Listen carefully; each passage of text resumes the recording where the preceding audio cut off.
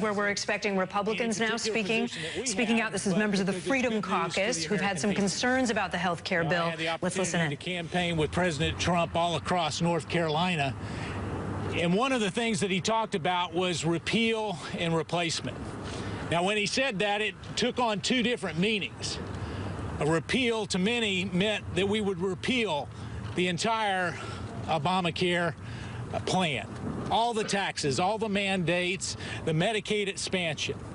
And when he talked about replacement, it took on another meaning to others, which it meant that we needed to cover the pre-existing conditions, making sure that people didn't get kicked off of their health care plan, making sure that there was an adequate safety net. I can tell you that those two things are still the focus of not only the House Freedom Caucus, but my good friends, Senator Lee, Senator Rand Paul, and Senator Ted Cruz. And as we look at this today, we're going to be talking about a number of scores in the upcoming days. CBO scores and what score and that this means and what does it mean for the American people. I can tell you that there is one score that the American people will pay attention to.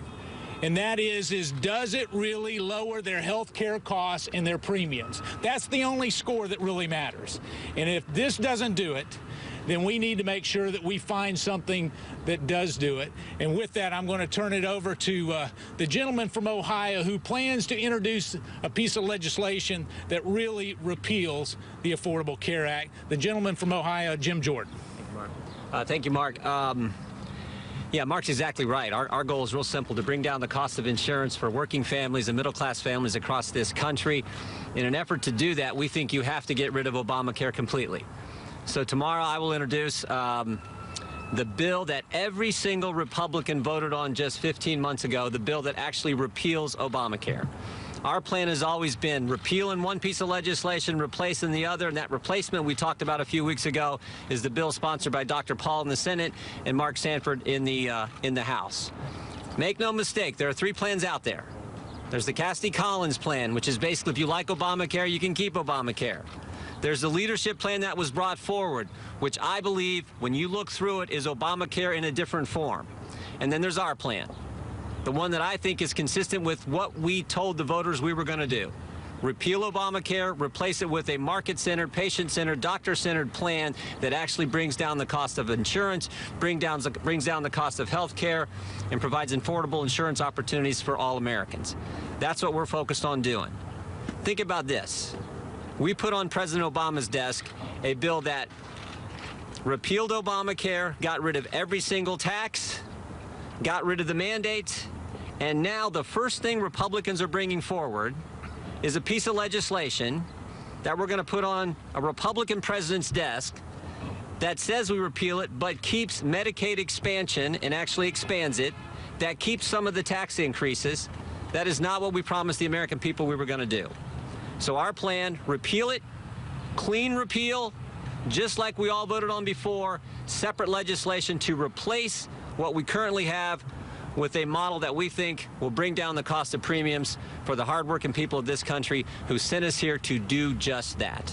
With that, I want to turn it over to the sponsor of our replacement plan in the Senate, Dr. Rand Paul. Thanks. Today I will introduce a companion bill also to Congressman Jordan's plan to have complete repeal, a clean repeal. We'll be doing this in the Senate today as well. There's one thing that has united Republicans in 2010 when we won the House, in 2014 when we won the Senate, and in 2016 when we won the White House. This doesn't divide Republicans, this brings us together, and that is complete repeal, clean repeal.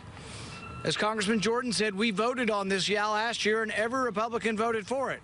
That's what we should do again. But we are divided. We have to admit we are divided on replacement. We are united on repeal, but we are divided on replacement. What's the best way to get past this impasse? Let's vote on what we voted on before, a clean repeal. Let's separate out the replacement plans. Conservatives have a replacement plan. House leadership has a replacement plan. I'm sure Democrats would like to go back and vote on the HCA again. Vote on all the replacement plans and let's see what happens. All right? But let's vote on clean repeal. The only way I think this gets done is to separate the issues. Separate out clean repeal from replacement. Let's get it done. Repeal unites us, and I think we can get that done. With that, I'd like to introduce my colleague and friend, Senator Mike Lee from Utah. What's been introduced in the House in the last 24 hours is not the Obamacare replacement plan, not the Obamacare repeal plan we've been hoping for. This is instead a step in the wrong direction. And as much as anything, it's a missed opportunity.